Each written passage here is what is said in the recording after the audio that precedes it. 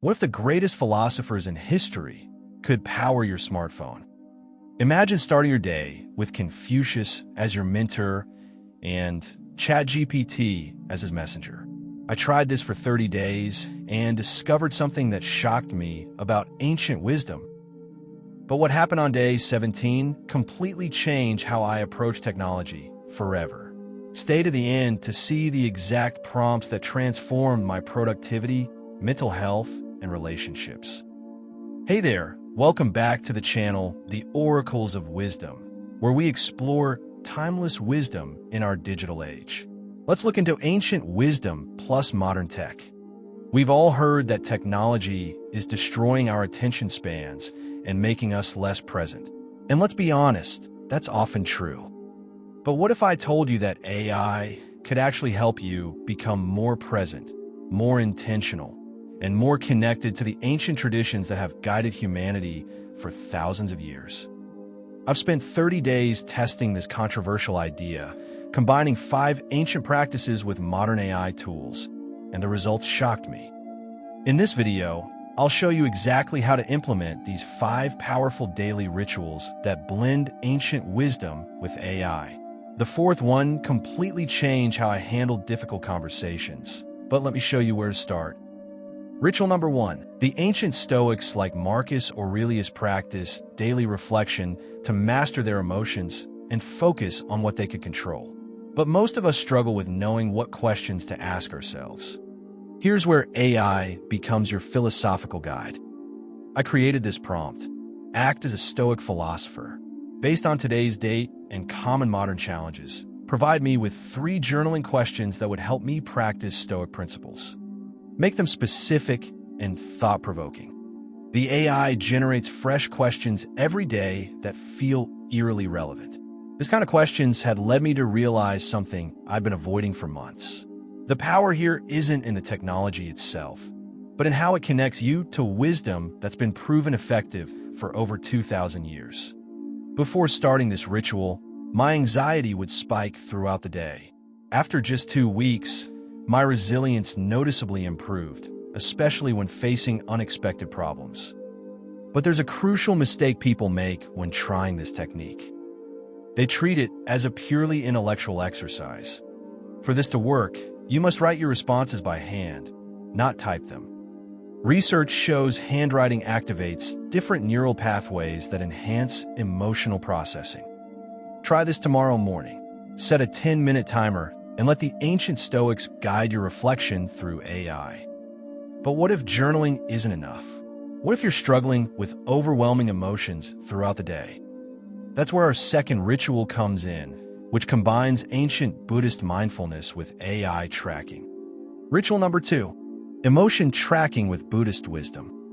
Buddhist teachings emphasize awareness of emotions without attachment. The problem? Most of us don't even notice our emotions until they've already taken over. I created this simple system combining an AI chat and basic phone reminders. 3 random times daily, my phone asks, "What emotion are you experiencing right now?" I send this to my AI chat with this prompt: as a Buddhist teacher, help me understand this emotion I'm experiencing right now. Provide a brief teaching about its impermanent nature and a single practical technique to observe it mindfully. The responses aren't just generic advice. They're specific to your emotional state at that moment. What makes this powerful is the combination of ancient wisdom about impermanence with real-time application. The Buddha taught that emotions arise and pass away naturally, but modern life moves so quickly we rarely notice this process. After 2 weeks of this practice, I started catching emotions before they escalated. I noticed the intensity of negative emotions declining over the month dramatically. But here's what most people get wrong. Don't just read the AI response and move on. Take 30 seconds to actually practice the technique it suggests. That's where the real transformation happens. These first 2 rituals focus on inner work, but ancient traditions also emphasize something we desperately need in our distracted age: deep, focused work. The 3rd ritual shows how AI can actually help you disconnect. Ritual number 3, sacred automation the Taoist approach. Taoists believed in working with natural forces rather than against them. They sought effortless action, what they called Wu Wei. In our modern context, this means using technology to handle busy work so you can focus on what matters. I built what I call a sacred automation system, using AI tools to analyze and optimize my schedule. First, I use this prompt with my calendar data.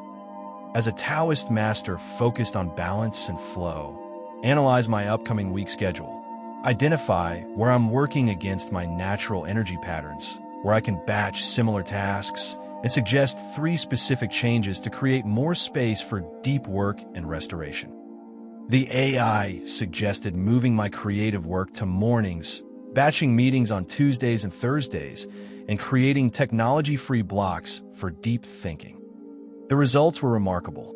I recovered an average of 7.5 hours weekly, almost a full workday, by eliminating inefficiencies and aligning work with my natural rhythms. But the point isn't just efficiency, it's creating sacred space. The ancient Taoists would approve of using technology to eliminate distractions and create more time for contemplation and focused creation. Here's the critical step most people miss. For each hour of time you reclaim through automation, dedicate half to something that nourishes your soul, whether that's meditation, creative work, or simply being in nature. These first 3 rituals transform your relationship with yourself, but ancient traditions also emphasized our connections with others. The 4th ritual might be the most powerful of all, especially if you struggle with difficult conversations. Ritual number 4, Socratic dialogue preparation. Socrates believed that thoughtful questioning could lead to deeper truth and understanding. But in our age of instant reactions and polarized debates, this art has been largely lost.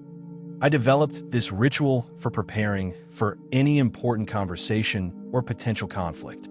Before any difficult discussion, I use this prompt.